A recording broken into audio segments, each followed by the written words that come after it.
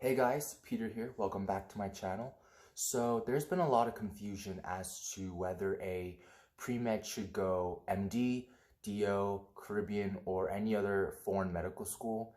And today I wanted to talk about how to navigate through all that information as well as what I picked personally for me based on what was most realistic. So the first thing I want to do is go over some statistics regarding average stats for each type of school that you might want to go to.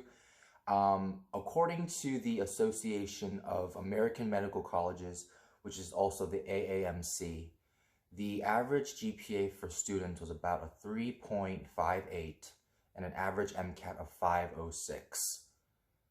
So this is for MD students. According to the American Association of Colleges of Osteopathic Medicine, the AACOM for DO schools, the average GPA was a 3.54 and the average MCAT was a 503. For Caribbean schools, there are so many Caribbean and foreign medical schools to look at, but I decided to pick St. George's University SGU as they can kind of be considered as the poster child for Caribbean schools. They, according to their website, they have an average GPA of a 3.3 and an MCAT of a 498. So after I graduated, I was deciding between which route to take, and I was actually heavily considering going to a Caribbean school. Right after undergrad, my GPA was, I would say, about 3.3, and so my stats weren't that great, and they were actually on par with going to a foreign medical school like SGU. I also would have been able to start school right away if I had gone Caribbean instead of having to take 2 gap years. And so, however, after looking into the matter more, I decided that this was a really bad idea for me. And the first reason why I decided to go against it was the distance. And because of the location of these schools, they would be considered third world countries. So on top of the pressures of having to do well academically, maintaining all of your mental health, social health, all your relationships, you may not also have the luxury of living in the States. And that means having potentially unavailable foods, other luxuries, toiletries, anything of that nature. And another reason why I decided to go against Caribbean was that there wasn't enough information regarding the match rates as well as how well students do in graduate medical education of that sorts. I have heard stats saying that about 50% of the class matches into a U.S. residency, and this is only for St. George's. I haven't really even heard of anything beyond 50 for any of the other Caribbean medical schools. However, that means while 50% do match, the other half either don't match or they drop out. And so this is part of their attrition rate. And so, however, other stats are saying that about 70 to 90% of students matched, but they're only in reference to those who are eligible to match. So what they do is they give you these tests that are preparation for the USMLE Step 1, and if you get a certain threshold or a certain percentage of that test, then you can go on to take Step 1.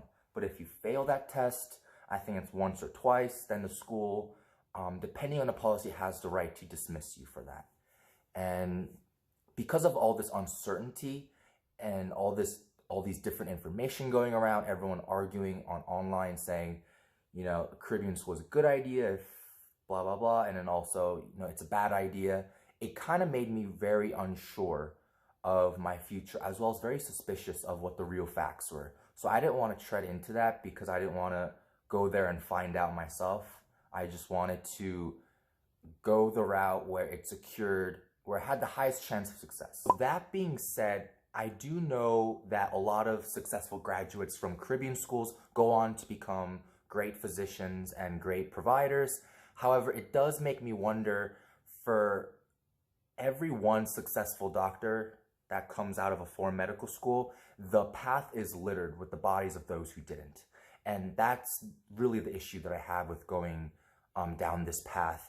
And the fact that these schools, again, like I said, they don't really report their numbers in terms of the amount of people who drop out versus, you know, who matches and who's eligible to match. There's just a whole bunch of numbers that's not very clear. It really made me not confident in applying here. And I didn't want to risk having a high chance of going to these schools and then getting kicked out and having potentially $100,000 to $200,000 in debt. The title of MD didn't really appeal to me that much that I was willing to risk it all, if you know what I mean. And I just wanted to become a physician. It didn't necessarily have to be an MD. So after I decided that going Caribbean was not for me, I was stuck between choosing USMD or DO. And I knew that based on my current GPA and MCAT, I would have to take another year or so to raise my grades and retake the MCAT if I wanted to be a USMD. However, I ultimately decided that I didn't want to take another year and that I could still be a doctor with all the privileges of being in the US, even if I went DO. And so that's what I ultimately decided on doing. And in terms of matching, DOs also mostly go into primary care as well, but there are also a lot of doors still open. Even if you didn't want something like family medicine and instead want anesthesiology. And however, I would say the downsides of being a DO also currently exist.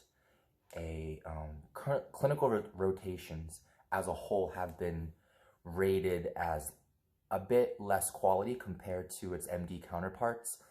And there are still some residencies that do not consider DOs for historical reasons. And this is changing year by year, and we're slowly getting to a point where everyone's considered as equal. But like I said, for historical reasons, certain programs have just never taken a DO, and it'll take some more time before we really ease into true an equal playing field.